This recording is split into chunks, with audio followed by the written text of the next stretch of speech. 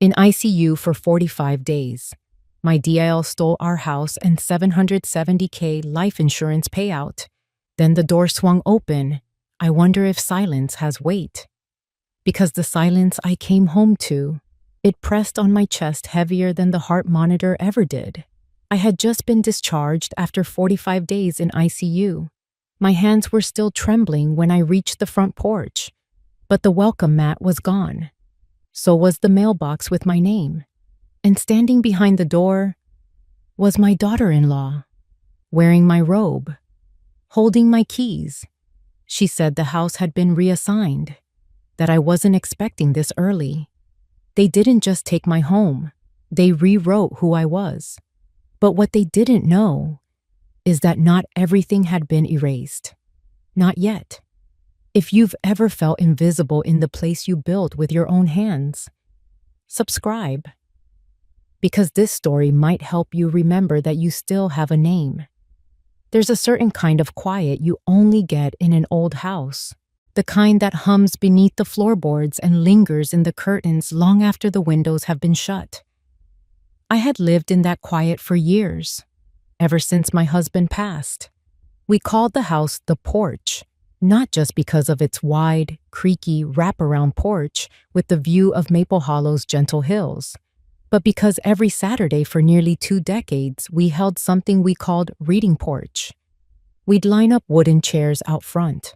I'd brew a pot of mint tea, and neighbors from around town would drop by with books, or sometimes just with heavy hearts looking for a soft place to land. My husband, Daniel, was the louder one. He'd read passages out loud, sometimes throw in a corny joke, and the children would laugh even when they didn't understand it. I was quieter.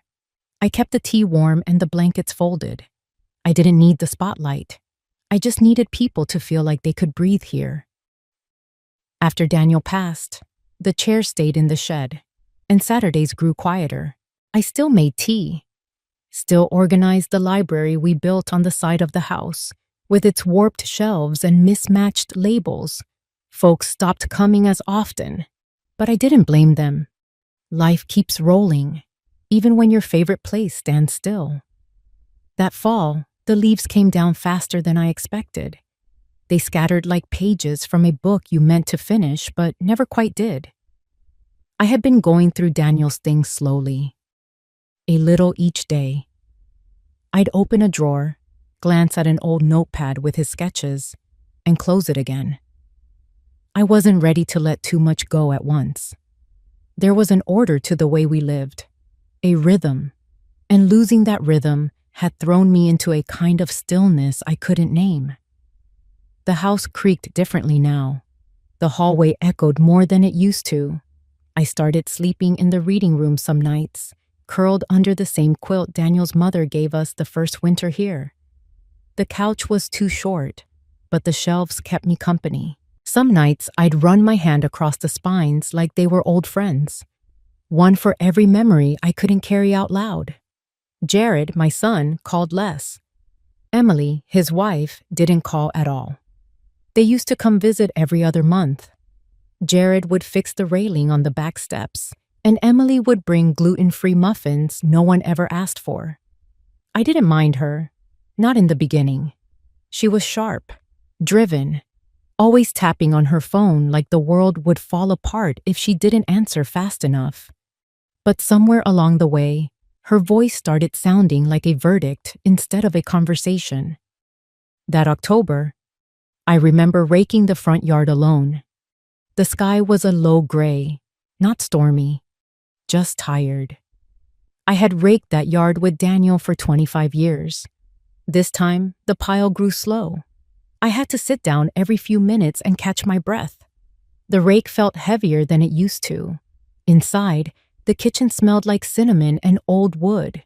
I had a batch of pumpkin scones cooling by the window, though I knew no one would come by to eat them. It was a habit more than anything, a way to remind the house it was still loved. I pulled out the old card catalog drawer we'd repurposed as a recipe box. My fingers landed on the one labeled Autumn Scones, written in Daniel's neat script. I read it once, Then again, not for the instructions, but for the way he always looped his whys. That night, I lit the lantern on the porch, even though no one was expecting it. The wind picked up a little after dusk. I sat by the front window, the same place I used to watch for Jared's car pulling up the gravel road. But the road stayed empty, just the occasional fox darting across the shadows. I went to bed early. My chest had felt tight all day, but I told myself it was just the cold. Probably needed to get the furnace checked before winter hit full. I took 2 of my blood pressure pills, just in case, and curled under the quilt. The clock ticked louder than usual. Every sound in the house felt like it was waiting for something. At some point in the night, I woke up on the floor. I remember the cold of it more than anything. That and the faint smell of mint tea still lingering in the air. The mug had shattered near the bookshelf. The quilt had slid halfway off the couch, crumpled like a flag lowered too quickly. After that, things turned to fog.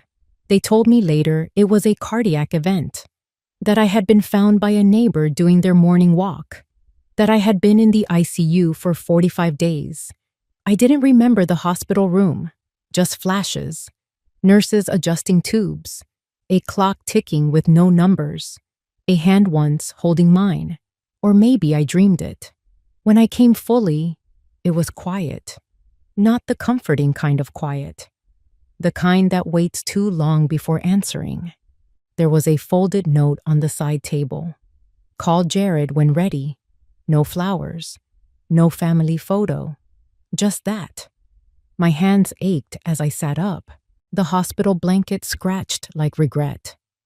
Outside the window, the trees had lost their leaves. Fall had passed without me.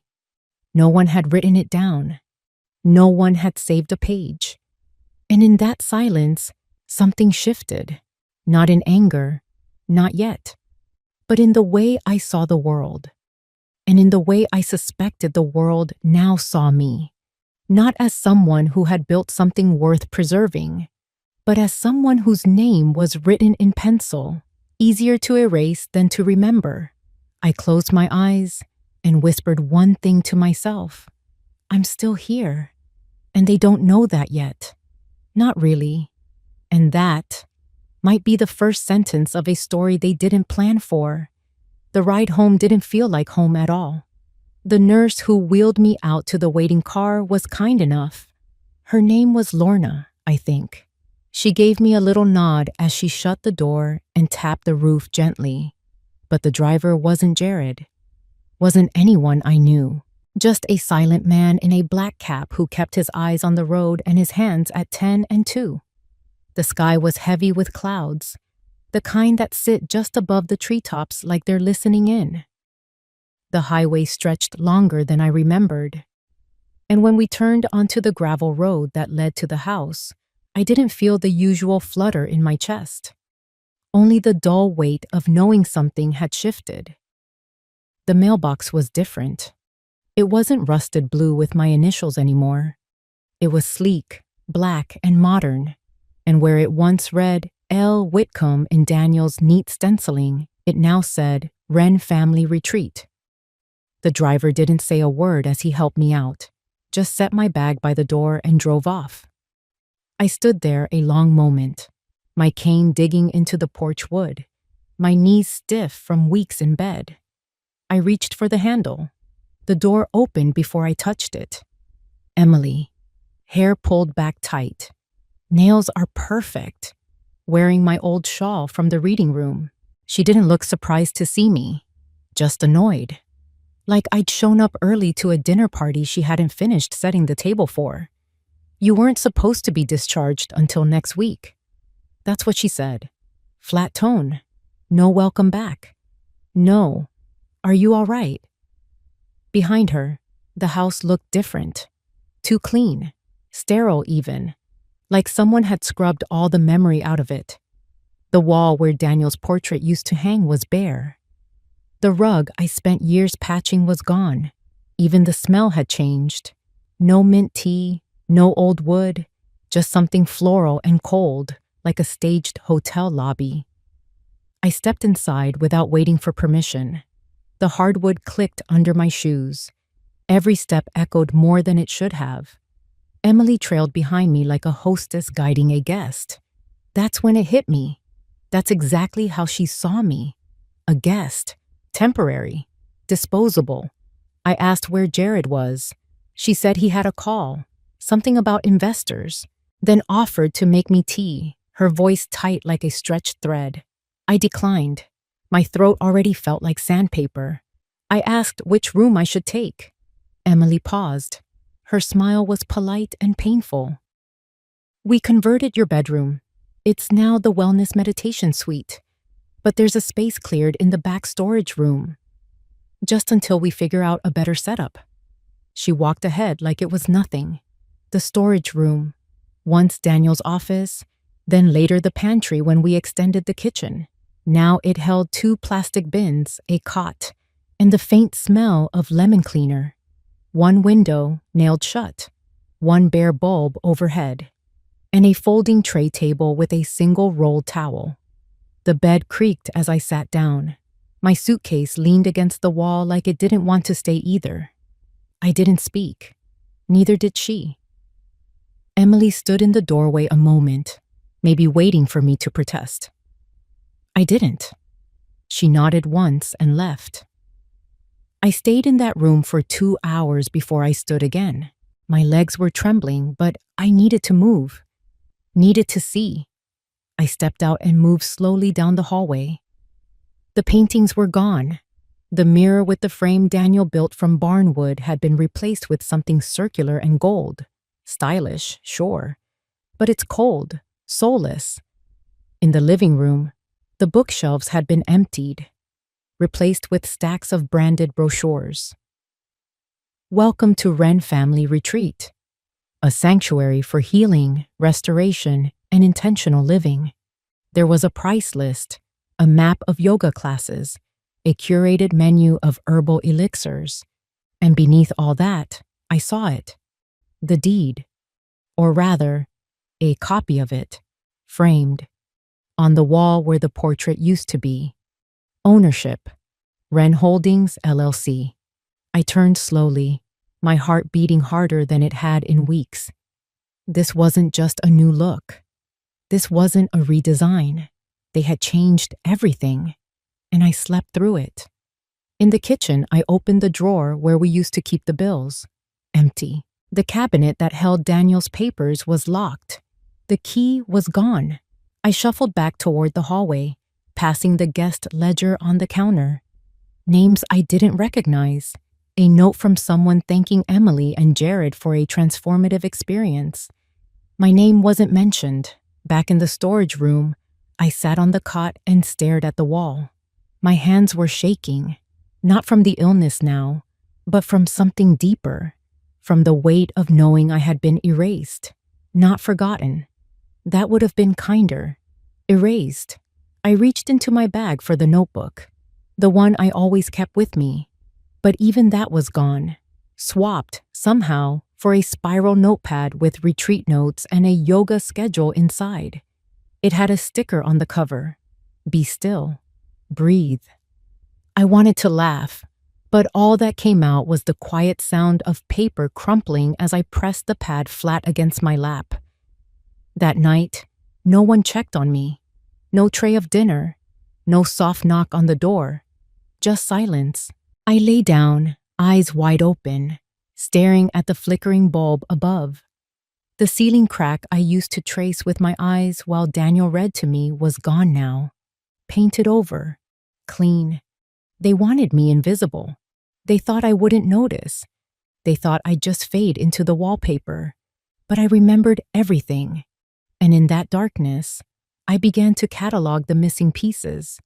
Not in grief, not even in anger yet, but with the quiet precision of a woman who had spent her life alphabetizing 1,000 spines and could still find what no one else thought to look for, even in the dark, even when no one was watching, especially then. The next morning, I woke before the sun. My body wasn't used to the cot yet, and the walls of the storage room seemed to press in tighter with every breath. I I sat up slowly, waiting for the usual morning stiffness to pass. But this was different. Not just the ache in my back or the pressure in my chest. It was quiet. Not the old kind. Not the porch before dawn kind. This was manufactured silence. Controlled. Sterilized. I made my way down the hallway, using the wall for balance. No sign of Jared or Emily. Just a faint hum from the kitchen appliances and the distant gurgle of one of those plug-in waterfalls she must have bought to make guests feel calm. I stepped carefully, not because I feared waking them, but because the house didn't feel like it belonged to me anymore. Every inch felt rented, repurposed. In the living room, I saw it again. The framed deed on the wall. Wren Holdings, LLC. I stood there longer this time, studying the lettering, looking for the flaw. But there wasn't one. My name was nowhere on it. Daniel's name had been removed entirely. The year of transfer read only 3 weeks prior. During the time I had been sedated, floating in a blur of white walls and tubes, someone had signed my house away. No court hearing, no lawyer's letter, no call. I moved toward the library room. It had been my sanctuary for decades. A sunroom turned into a wall-to-wall maze of shelves, cataloged by memory and touch. I had spent more time with those books than with most people. They had weight, history, thumb-worn corners, and coffee stains that told stories beyond the pages. Now the room was gutted. The shelves were bare, gone, replaced with floor mats, dim lights, and a diffuser puffing lavender fog into the corners. There was a woven basket of rolled towels and a chalkboard that read, "Grounding meditation at 4 p.m. In the far corner, I saw it. A stack of bins, plastic, labeled with masking tape, and I recognized my own handwriting on one. It said, W, Autumn Collection. It was the bin I had packed the year Daniel died, the one filled with the books we had planned to reread that season. I shuffled forward, heart pounding, bent over, opened the lid. Empty. Except for one thing. Tucked in the bottom, like an afterthought, was a torn corner of a recipe card, one of Daniel's. The ink had faded, but I recognized his handwriting. Ginger tea. Add honey before lemon. I held the card for a long time. They hadn't even thrown it out properly. I stood back up and scanned the rest of the room. I found another bin behind a row of folded yoga mats. This one is labeled L, Kitchen Extras. I opened it. Inside were mismatched mugs, one of Daniel's cast iron pans, and the kettle with the chipped handle we used every Sunday morning. They didn't sell everything then, just boxed it up, buried it, as if waiting for me to disappear. I left the room before the lavender fog could make my stomach turn. Back in the hallway, I saw something on the side table. A new delivery. Envelopes with their retreat logo. A manila folder sticking out. I didn't stop to think. I just picked it up and carried it to the storage room. Inside were brochures, branded thank you notes, and tucked behind them, a draft email printout. It was from Emily. Subject line, Lake House rebranding proposal. I read every line. In it, she described plans to scale the retreat concept across similar rural properties. She referred to the porch as a pilot location. She highlighted its quaint original owner as a marketing advantage for authenticity, then listed long-term goals, removal of legacy structures, property consolidation, wellness licensing. The way she wrote about my house, about me, felt surgical. I was a feature, a relic, something that added narrative value, but needed to be phased out eventually. I felt something rise in my throat. Not grief, not yet. It was the beginning of a line I wasn't ready to say aloud, a sentence that would sit in my spine for days before becoming action. I set the folder down and opened my suitcase. Among the few things they let me bring back from the hospital was a sweater Daniel gave me our last Christmas together. I reached into the lining. There, tucked deep in the pocket, was my small leather address book. They hadn't found it, or maybe they didn't think it mattered, but it mattered. Inside were names of neighbors, old friends, the number for Daniel's cousin Raymond, who once worked in estate planning. My hands shook as I traced the ink. Some names were likely out of date. Some may not remember me, but they were mine. And so were the memories. I closed the book gently and placed it beside the folded recipe card. Two things they had failed to erase. I spent the rest of the day quiet, watching.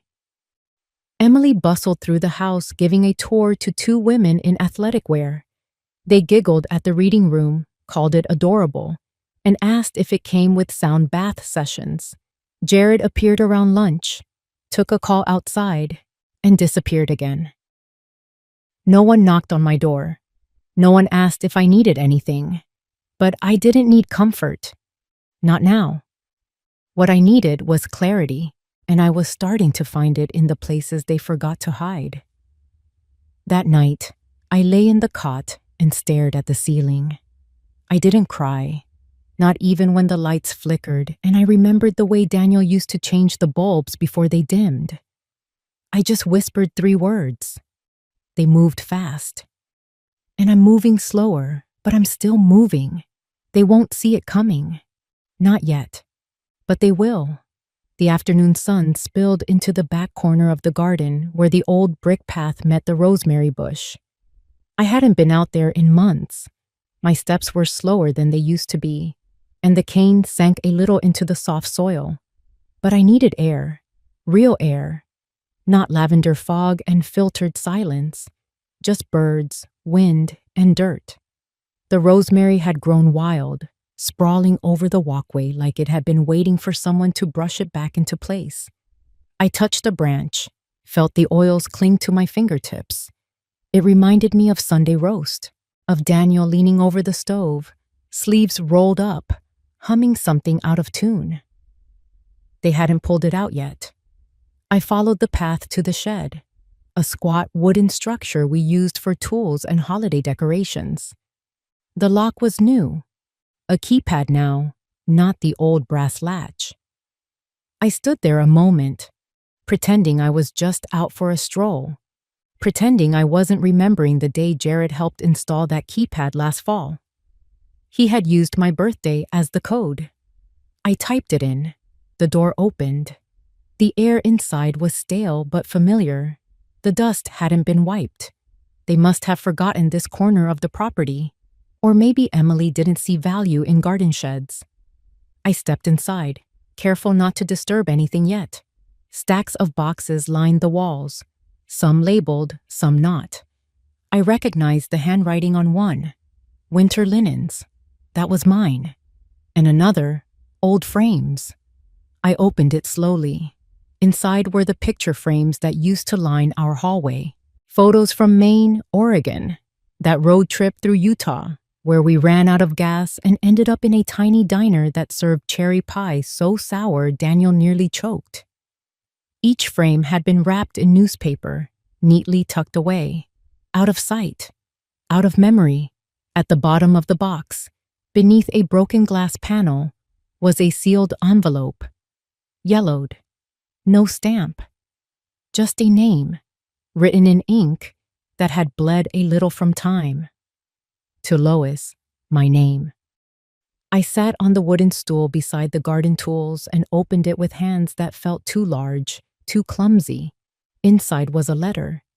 Daniel's handwriting. It wasn't dated, but I knew it was written near the end. The tone was too still, too final.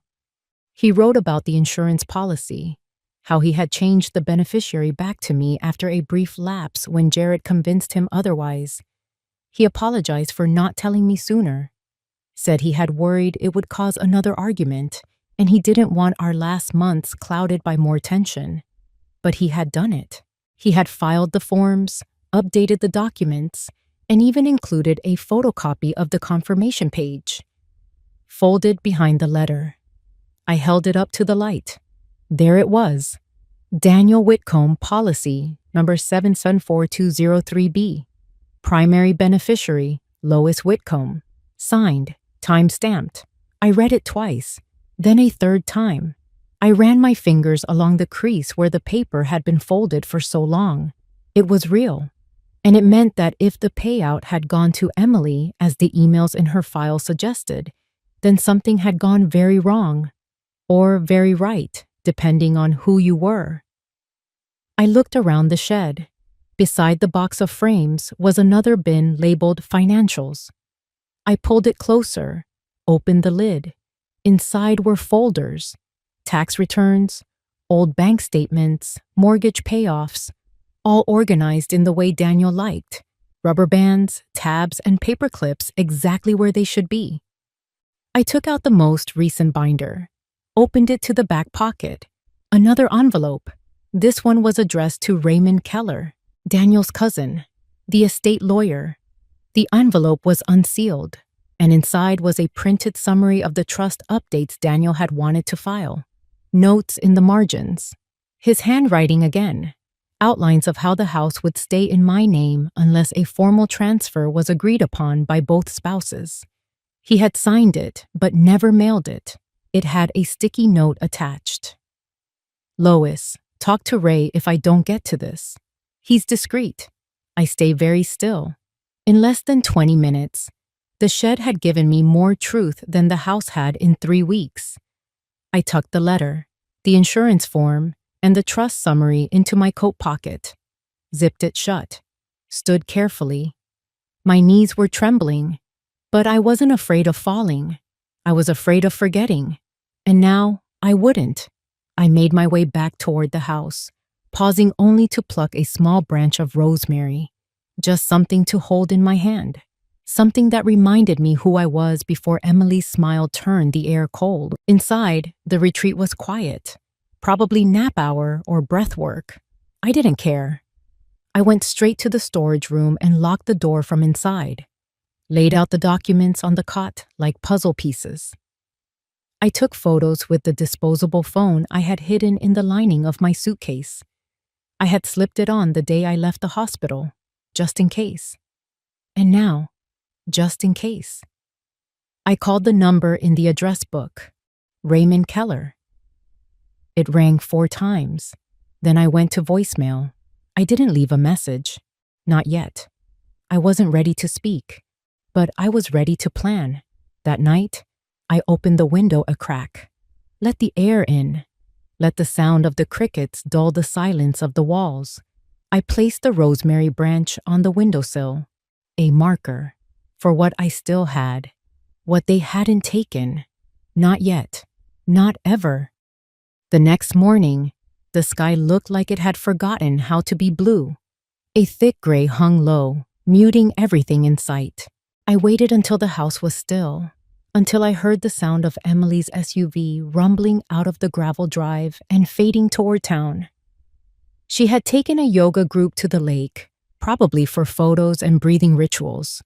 I didn't need to guess where Jared was. He usually disappeared on these mornings, claiming business calls and errands, though I knew he preferred not to be seen unless it benefited him. I slipped out the back door with a folded scarf, my coat, and the address book tucked deep in the inner pocket. The scarf was mostly for show, draped around my shoulders to make me look like I was just out for a little walk. I took the gravel path past the rosemary and down the slope, far enough that no one would see from the kitchen windows. Then I turned left at the bend and made my way toward the public library. It had been years since I walked that route. The dirt path had narrowed, the roots more exposed, but the rhythm of it came back to me. The creek on my left, the fallen pine where Daniel once carved our initials with his penknife. I passed it without stopping. The town's library sat on the edge of a slope facing the park, a modest brick building with arched windows and a flag that had seen better days. I slipped in the side door near the archives, the same door we used when we volunteered for the historical committee. No one noticed me. I moved slowly, deliberately. An old woman in a coat with a scarf. Nothing remarkable. Inside, the smell hit me first. Paper, glue, dust warmed by morning sun. I walked past the computers and into the back corner where they kept the public records. The shelves hadn't changed. The filing drawers are still labeled in neat black letters. I found the one marked Real Estate Transfers and pulled it open. There it was. Wren Holdings LLC transfer date, March 9th. Prior.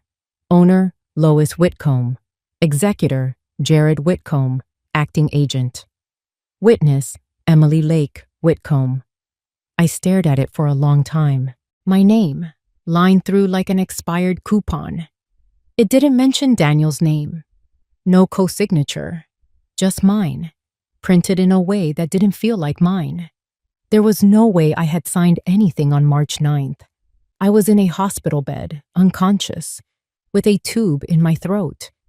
I copied the page with the small library copier in the corner. It made a wheezing noise, like it hadn't been used in months. The paper that slid out was warm, the ink slightly smudged on the bottom. I folded it and placed it into my coat pocket with the others. I asked the clerk if Raymond Keller had come in recently. She looked up from her desk, blinked a few times, and said she wasn't sure. I didn't push it, just thanked her and made my way to the small reading nook by the east window. It had always been quiet there, hidden by high shelves and a broken radiator. I sat and took out my phone. I dialed Raymond again. This time, he picked up.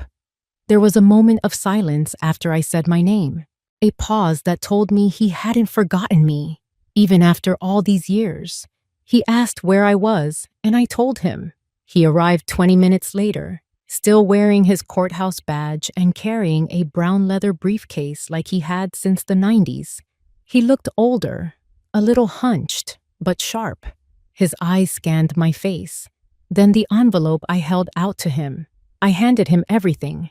The letter from Daniel, the insurance form, the trust notes, and the copied page from the real estate transfer. He read them without speaking. Then he looked at me. His voice was quiet, careful. He said he remembered Daniel calling him the year before he passed. They had spoken about changes to the trust, about protecting the house, but Daniel had never followed up with signed documents. I asked if what Emily and Jared did was legal. He didn't answer right away. He took a long breath and said, "In most cases, power of attorney doesn't survive the death of the person who granted it. If Daniel had granted Jared any such authority before passing, it should have expired the moment he died. And as for the house transfer, if the signature was forged or taken under duress, it wouldn't hold in court." He said we would need to prove 3 things. 1, that I was incapacitated at the time of the signature. 2, that the documents were processed without proper consent. 3, that I had evidence Daniel intended otherwise. I had all 3. Raymond asked if I was ready to move forward. I said not yet. He didn't question me.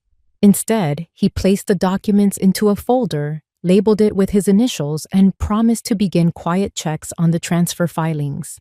He would speak to a notary specialist and pull hospital records to confirm my ICU timeline.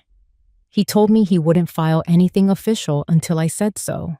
Then he stood, touched my shoulder lightly, and said I still looked like the strongest woman he knew. I waited until he left before getting up. Outside, the sky had cleared slightly, just enough light to throw shadows on the sidewalk. I walked slowly back toward the house, not because I was tired, but because I was thinking. Not about revenge, not even about justice, but about return, how a person can return to herself, not all at once, not in flames, but quietly, one signature at a time, one visit at a time, one truth at a time. The rhythm of retreat life returned quickly after that morning at the library. Smooth voices drifted through the walls, spa music, the faint clang of crystal bowls, and the occasional burst of laughter from strangers who thought they were guests. I stayed invisible. That has become my strength. I moved like smoke, quiet, patient, watching. Emily floated through the house like a practiced hostess, hair pulled back, sleeves rolled to just the right length, always holding a mug of something warm and herbal. Jared stayed mostly behind the scenes. His voice rose occasionally from the office down the hall, deep and clipped, laced with tension when he didn't know I was listening. But I was always listening now. Every morning, I swept the back path with a small broom. It was a task I'd claimed as mine to stay active, but really, it gave me cover. I placed the broom just beside the storage room door, took slow walks past the kitchen window, and noticed what disappeared from the drawers, what arrived in new packages, what changed color or scent. Every afternoon, I visited the shed again. Not to rummage, but to document. I brought the disposable phone each time, snapping silent photos of every document, label, and box. I found an old receipt for a safe deposit box Daniel had once kept, tucked inside an envelope marked Private Legal. I added it to the growing archive. Then came the fire pit. It was the third evening since my meeting with Raymond. The retreat guests had gathered outside for a letting go ceremony. They each wrote something on a slip of parchment and tossed it into the flames. Emily stood in the center, her voice soothing, like a lullaby for broken adults. I watched from the porch. After they dispersed, she stayed behind to clean. I saw her lean into the storage bin beside the pit and pull out a red folder. Not one of mine. New, slim. She held it carefully, glanced around, and slid it into the base of the fire pit beneath a half-burned log. She lit the edge and stepped away. But the flames caught slow. Paper curled, but didn't vanish. She went inside. I waited 10 minutes. Then I moved. The coals were warm, but the flames had died. I used the metal poker to pull what was left. The folder was scorched, but not gone. Most of the contents had turned black and curled, but the last few pages had only browned at the edges. I pulled them free and smothered the heat with a damp towel from the nearby basket. Back in the storage room, I spread them on the cot. It was a list, a spreadsheet. Guest names, payment logs, donor tiers, and beside some of the entries, little notes. One read, "Push to Legacy Retreat Package." Another said, "VIP Grief Narrative. Offer porch access." But one line chilled me. "LL recovery is slow. File insurance withdrawal under the Wellness Fund." LL. That was me. They had turned the insurance payout into a business expense, buried it in a program called the Healing Legacy Fund. Jared's name was listed as administrator. I stared at it until the words blurred. Then I took a photo. That night, I called Raymond again. His voice was firmer now. He had spoken to someone at the notary office and confirmed that my signature on the property transfer had been submitted by scan. No physical verification. No witness from the facility where I'd been staying. He was filing a request to freeze any future transactions involving the house. I asked if Emily and Jared would find out. He said not right away. I thanked him and hung up. The next morning, I began my new routine. Every day at 10, I sat in the breakfast room with my old planner and a pen. I circled dates, rewrote numbers, and created lists. Emily noticed once and smiled politely, said something about how organized older women always are. I nodded. Inside, I added her smile to the list of things I would never forget. By noon, I'd walk to the edge of the property, where the mailbox still stood beside the road. I began sending small envelopes to Raymond, copies, notes, details, all in my handwriting. No return address, just the initials LW. By evening, I'd sort what I learned that day, like the overheard phone call Jared had with someone about clearing the title for expansion. Or the new guest who whispered to another that the woman in the storage room gave her chills.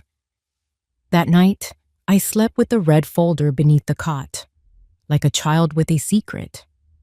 But I was no child. I was a woman reclaiming her name, piece by piece, without shouting, without drama, just facts, just evidence, and soon that would be enough. The invitation was printed on ivory cardstock with gold foil at the edges and looping calligraphy that read, Legacy Gala, a celebration of healing and renewal.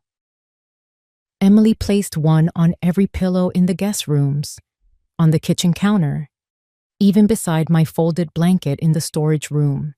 She said it out loud that morning, like a hostess on a cruise ship. The event would be held on the back lawn, under rented lights and chandeliers, with live music and a catered dinner. They were expecting donors, influencers, and a few city council members. Jared had managed to get the local paper to cover it. They wanted to present the retreat as a model of sustainable wellness. They wanted applause, praise, photographs. But I had something else in mind.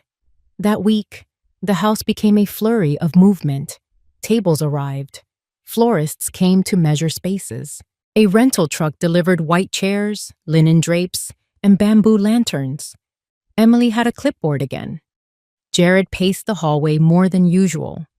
I heard him muttering into his phone about permits, about projections, about capitalization of future assets. I moved like always, unseen, steady. My job was to fold napkins. Emily gave me that task like she was doing me a kindness.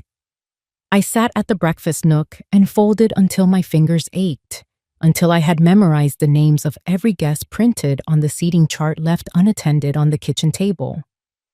That night, I called Raymond again. His voice was different now. Confidence. He told me the investigation was progressing quietly. The transfer of property had been flagged for review. The life insurance claim had been traced to a corporate account under Wren Holdings. Most important, he had filed a motion with the court to temporarily freeze all assets connected to that account. He reminded me not to say a word. I didn't. I just folded another napkin. On the day of the event, the sky bloomed clear and full. Not a single cloud. The lawn sparkled with glassware and floral arches. Women in long dresses moved among tables, sipping rosé. Men in blazers loosened their collars under the sun. Jared wore a navy suit. Emily wore a soft green gown that shimmered as she walked. She passed me once and said I looked presentable. I smiled.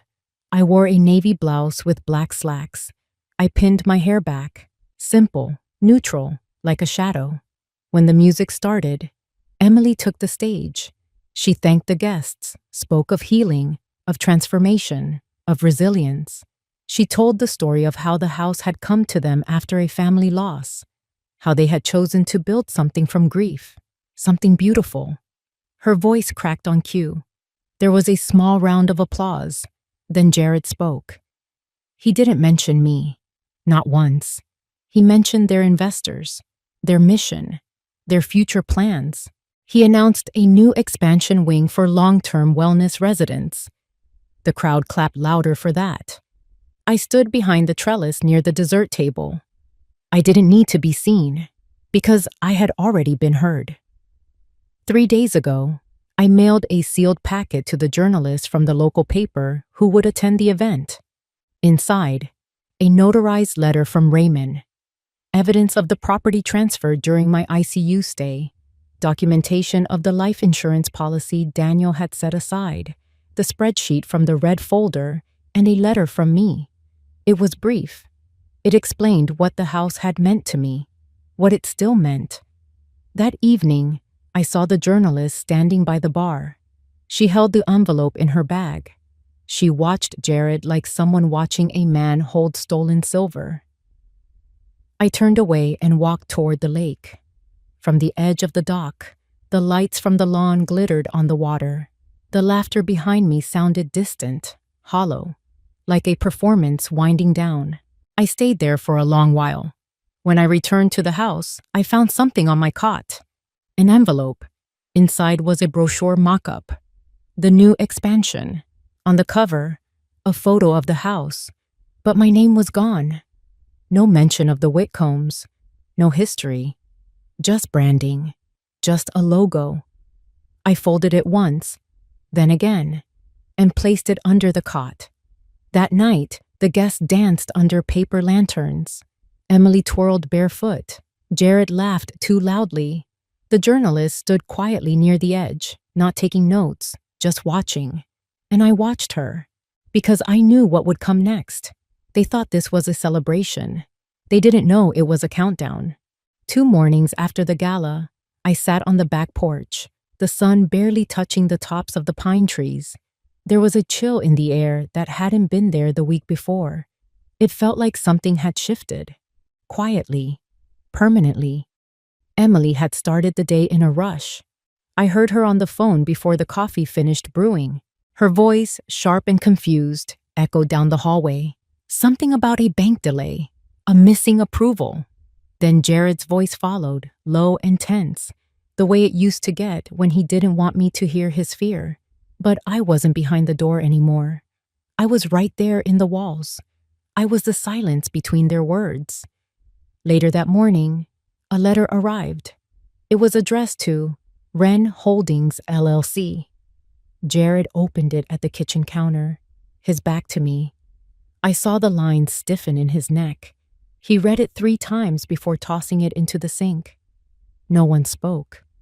By lunch, 2 more envelopes came. And then the phone calls started. Emily walked up and down the back porch, whispering to someone she called Maggie from accounts. Her pace was fast, her hand gripping the railing so tightly her knuckles turned white. She didn't say my name, but every time she passed by the window where I sat pretending to sew a button, her eyes flicked toward me. That afternoon, the first car arrived. It wasn't loud. It was a gray sedan, clean and quiet. A woman in a black blazer stepped out. She carried a leather folder and moved with the slow confidence of someone who didn't need to explain herself. I watched from the side of the porch as she approached the front door. Emily answered. The door didn't stay open long, but long enough for me to hear 2 words. Court order. Jared appeared minutes later, shirt untucked, mouth tight. The 3 of them spoke in hushed tones just beyond the doorframe.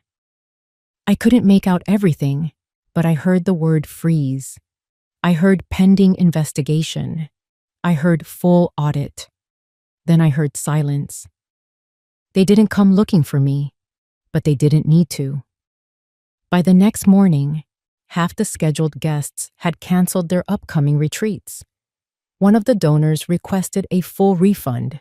The staff, young people from town hired for part-time work, started asking quiet questions. What was happening? Why payroll hadn't cleared? I kept my head down, but I listened harder than ever. That night, Jared paced the hallway again. I heard him in the office, clicking through emails. Emily slammed a door upstairs. Then it went quiet. Just past midnight, I walked out onto the back porch. The moon was high, silver on the lake. The house behind me was breathing in sharp, shallow gasps. I stood there for a long time. Then I turned and looked at the house. This house, my house. They had filled it with new paint, new furniture, new names on guest forms, but they couldn't erase what was buried in its walls. They couldn't strip out the sound of Daniel's voice in the kitchen, or the way my mother's quilt used to hang on the stairwell. They could never clean out the way the front door still groaned after rain. This place wasn't theirs, and soon they would know it. In the morning, I was sipping tea at the table when Emily came down the stairs. She didn't smile. Her eyes were dark and puffy. She poured coffee, her hands shaking, then leaned against the counter without looking at me. "You should know," she said, her voice low. "The business account is frozen. We're not sure why." I nodded. She didn't say anything else. She just stood there, waiting for me to react. But I didn't, because I already knew. The next envelope arrived at noon. This one was hand-delivered. The courier wore no uniform, just a gray jacket and clean shoes. He didn't ask for a signature. He left it in Jared's hands and walked away without a word. When Jared opened it, I saw his shoulders drop. Not the way a man relaxes, the way a man gives up. He didn't speak to Emily the rest of the day. That evening, I received my own envelope. Raymond had sent it directly to me. Inside was a short update. The judge had granted a temporary injunction. The property could not be sold, mortgaged, or used in any financial transaction until the matter was resolved in court. Wren Holdings had 7 days to respond to the allegations. And for the first time in months, my name, Lois Whitcomb, was listed as the rightful plaintiff. That night, the house felt smaller, not because of walls or windows, but because secrets don't take up much space once they're exposed. I walked to the storage room and sat on the cot.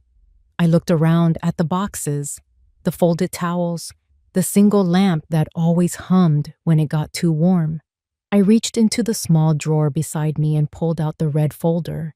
The edges were still singed, but the truth inside was still whole. And now it has begun to speak. The next morning felt too quiet. No music from the speakers. No calls bouncing down the hall.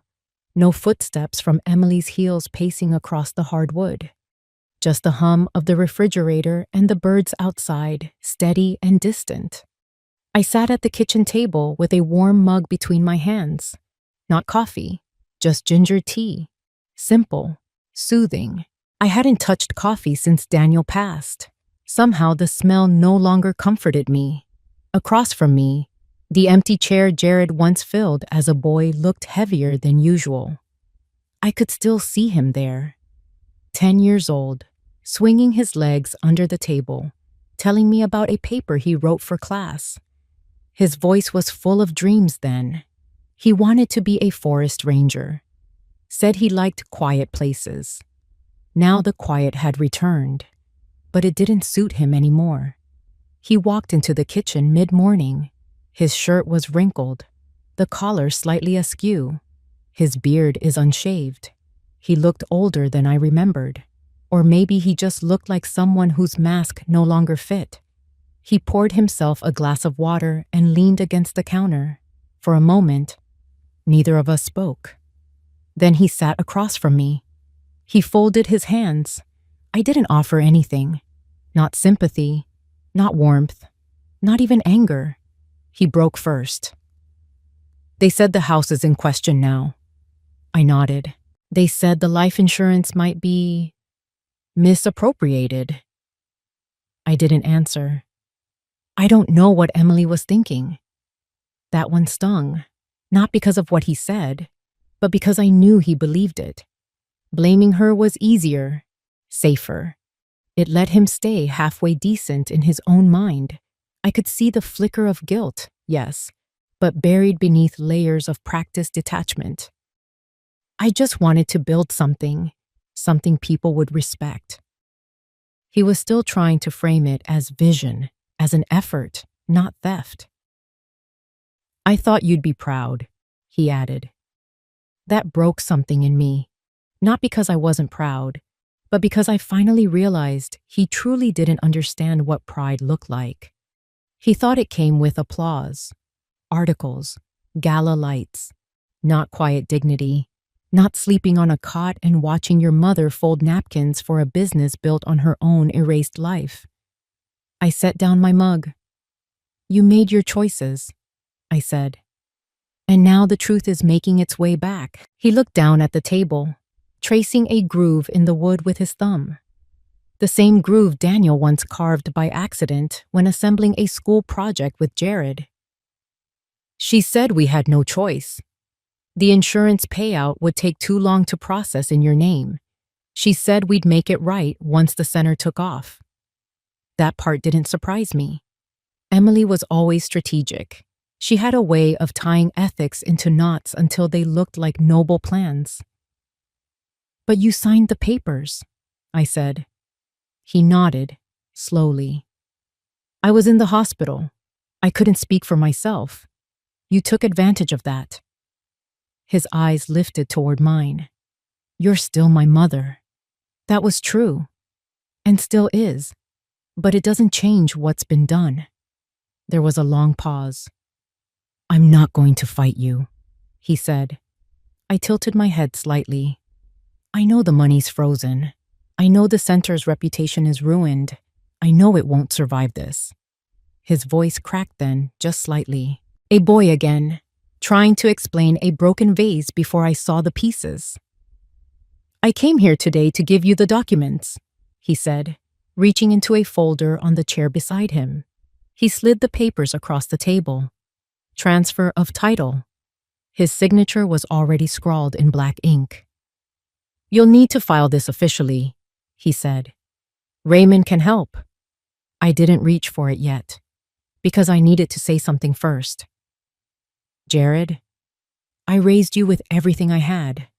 Not money, but memory, story, patience.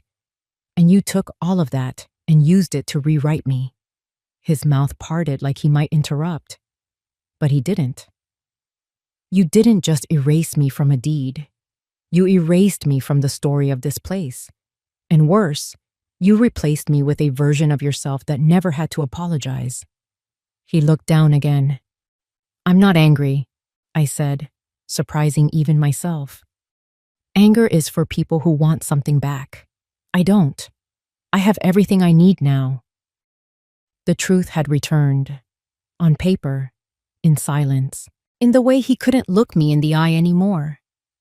I stood slowly and picked up the folder. Then I left the kitchen and walked toward the front door. Before I opened it, I turned to him once more. "I hope someday you find something you can build without stealing someone else's foundation." Then I stepped outside. The morning was cold, clear. Raymond was waiting in his car across the drive. He stepped out as I approached, opening the passenger door with a small nod. I didn't speak. I just sat down, folder in hand, and closed the door gently. Behind me, the house stood still, not in mourning, but in quiet reclaim. The morning after I filed the documents, I woke up before the sun touched the windows. The air had the quiet weight of a chapter closing. I walked slowly through the hallway, the walls no longer pressing in.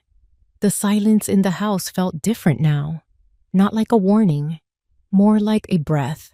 I brewed my tea and sat at the same table where Jared had handed me the deed just a day before. The folded papers were now at Raymond's office, stamped and filed. There was no need to hold on to them. What they represented had already been restored. The lake outside shimmered, calm and still. I opened the back door, stepped out into the fresh morning light, and stood barefoot on the wooden porch. My feet touched the grain of the boards Daniel had laid himself so many years ago. I closed my eyes and let the quiet hold me. By late morning, I was arranging the bookshelf in the small sitting room. A part of me had always loved this room. The sunlight hit just right around noon. It was a place of thinking, remembering, not explaining. That was when the doorbell rang. Not a knock. A doorbell. The sound felt out of place now, too crisp, too formal. I didn't move for a long moment. When I opened the front door, I saw Jared standing there. Behind him, Emily sat in the car, staring straight ahead. Her face was drawn, her eyes hidden behind large sunglasses, even though the sky was overcast. Jared shifted his weight from foot to foot. His hands were in his pockets. His mouth opened, then closed again. "I didn't come to argue," he finally said. I didn't reply. I only opened the screen door slightly, just enough to show I was listening, but not enough to invite him in. "We sold the car," he said. "Put the house on the market. The staff is all gone." The board stepped down.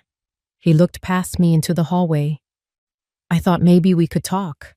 His voice sounded tired, not broken, just tired in the way people get when they no longer have excuses left to carry. I've said everything I needed to, I said quietly. He nodded. Still, he said, I thought maybe. His voice trailed off. You thought maybe I'd let you back in, I said. He didn't answer. A squirrel darted across the yard, chasing its shadow on the gravel path. I stepped outside, letting the door fall shut behind me. Jared stepped back slightly, surprised. I'm not angry anymore, I said. He looked at me, unsure what that meant. But I am clear. He waited. I spent too many years making myself small so others could feel big in my presence. Too many years forgiving before apologies ever came. He dropped his gaze. I lived in this house as a mother, a wife, a caretaker. I kept the lights on, the laundry folded, the stories remembered. My voice didn't rise. It didn't need to. You lived here as a guest. Then you decided it was yours. I was wrong, he said quickly. Yes, I said. But more than that, you were cruel. You made me disappear. His shoulders slumped. Not again, I said. Not in this house. He nodded slowly. I didn't know how far things had gone until it was too late. No, I said. You knew. You just chose comfort over courage. Silence stretched between us. Then he reached into his coat and pulled out a small framed photo. It was of Daniel, younger, laughing, standing next to the canoe. He'd have hated all of this, Jared said. Yes, I replied. But he'd have loved who I became because of it. I didn't take the photo. I let him hold it. Because he needed to. He glanced back at the car where Emily sat unmoving. I don't think she'll speak to you, he said. I'm not waiting on her, I said. He looked at me again, as if hoping for a sliver of what once was. But I wasn't standing in the past anymore. I walked to the edge of the porch. You should go, I said. He turned, paused, then walked back toward the car. I didn't watch them drive off. I turned toward the woods, the pine trees stretching tall and proud in the distance. Later that afternoon, I pulled the old guest book out from the drawer. I flipped past the names: tourists, visitors, donors, fake smiles, and flowery handwriting. Then I reached the last page and wrote something new. Welcome home, Lois. No signature, just the truth. This time, no one else would speak over it. The envelope came in the mail 2 days after Jared and Emily left the porch. No return address, just my name, handwritten with care that didn't feel genuine. I opened it slowly at the kitchen counter, letting the blade of the letter opener glide under the flap as I used to do with Daniel's Sunday paper bills. Inside was a typed letter from a third-party mediator. It confirmed that all legal proceedings regarding the fraudulent transfer of the life insurance and property had been finalized. Attached were the court's certified copies of ownership reassignment, insurance beneficiary restitution, and a financial recovery breakdown. I scanned the numbers once, then again. $773,462.11. Every cent had been frozen and was now returned to me through the account Raymond had set up. It included interest from the holding account the nonprofit had used to shuffle the funds around. It should have felt like a victory. It didn't. It felt like a quiet restoration, like a wall rebuilt, not to show off, but to hold back the rain again. I set the envelope aside and turned toward the window. Outside, the lake rippled under a gentle breeze. Ducks glided across the surface. The trees whispered the way they always had before all the noise came. The next few days passed without interruption. I cooked my own meals, read books I'd meant to read for years, and sat by the fire every evening with a blanket wrapped around my legs and my hands curled around a mug of tea. One morning, Raymond stopped by. He didn't knock. He simply tapped the side of the screen door gently and waited. I opened it and smiled. He handed me a folder, thinner than usual. "Final paperwork," he said. We sat at the kitchen table like we had so many times before. He walked me through each page, patiently, letting me absorb everything. He never rushed me, never spoke louder than needed. That was what made him different. When it was all signed, he leaned back. "Well," he said, "it's all yours again. Officially. Irrevocably." I nodded. He hesitated before standing. "You did good, Lois." I looked up. "You did it without burning the place down." I let out the smallest laugh. He left shortly after, and I stayed at the table long after the sound of his tires faded. That evening, I walked through the house slowly, room by room. The upstairs bedroom still smelled faintly of lavender and old wood. The bathroom tiles had been regrouted, but the mirror was the same. I paused in front of it. For the first time in years, I didn't look tired. I looked whole. I walked into the studio, the one they had turned into an office with acrylic chairs and a faux marble desk. I had already cleared it out, returned it to what it once was. A simple room with wide windows facing the lake, a small writing desk, a rocking chair, and shelves filled with the journals I had once hidden in boxes. I sat at the desk and opened a fresh notebook. I wrote the date in the top corner. And then, for the first time since Daniel passed, I began writing again. Not letters, not legal statements, just thoughts. The kind that makes no noise but needs somewhere to land.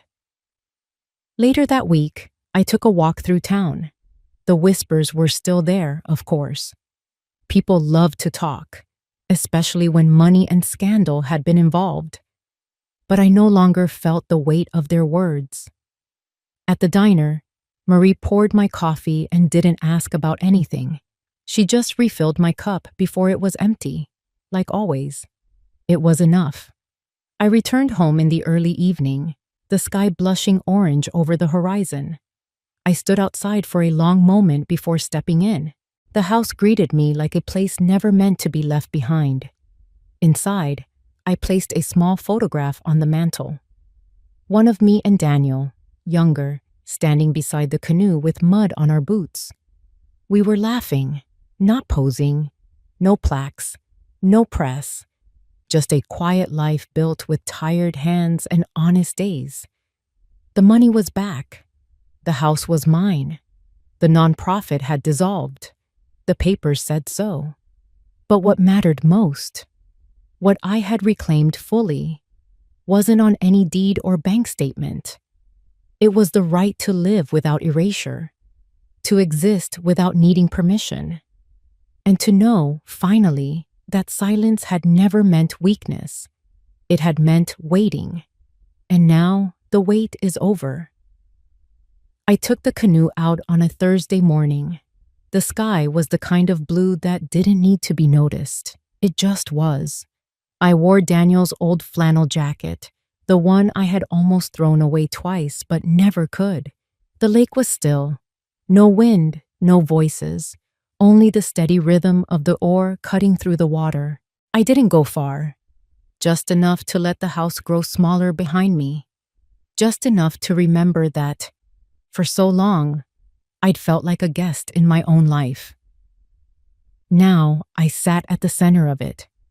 I closed my eyes and let the boat drift. No destination, no demands, only presence.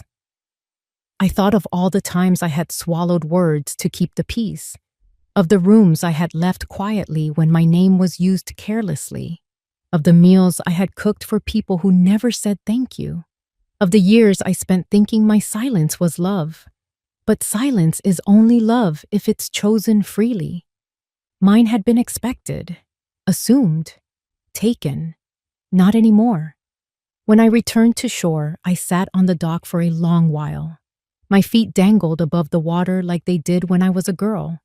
I didn't think about Jared, or Emily, or the nonprofit, or the stolen money now returned. I thought about my mother's hands and the way she used to braid my hair before church. I thought about how Daniel always kissed the back of my neck, never the front. I thought about how the birds still came, even after the trees were cut down. Later that day, I walked into town and bought a small gold plaque. Nothing fancy, just a thin strip of brass and a few engraved words. I nailed it gently to the mailbox post by the lake entrance. It read, Lois Kendrick, resident, still standing. That night, I lit the fireplace. I sat beside it with my tea. I wrote one more line in my journal. I didn't need to win. I just needed not to disappear. And I hadn't. I was still here. I used to think silence was the price of love, that being quiet meant being kind, that if I just stayed steady, just kept giving, eventually, someone would see. But the truth is, they don't always see. Sometimes, they forget who held the door open. Sometimes, they take the whole house and say it was never yours. 12 chapters ago, I was lying in a hospital bed, hooked to machines, my name signed off on papers I never touched. My voice erased everything I once called mine. But today, I sit by the lake in my own chair, in my own home, with my own name on the deed. Not because I shouted, not because I begged, because I remembered who I was, and I acted, not for revenge, but for reclamation. I didn't burn bridges. I didn't curse their names. I didn't turn bitter. I just didn't let them write the ending for me. That's the lesson I leave behind, not just for women like me, but for anyone who's ever been told to hush, to wait, to disappear quietly. You don't have to scream. You don't even have to explain. But you do have the right to take up space, to say, I was here, I mattered, and I will not be edited out. So, if you've ever felt small in your own story, if you've ever been told that silence is strength, and now you're ready to reclaim without apology, then stay, subscribe, and let stories like mine remind you, you're not alone. You're just getting started.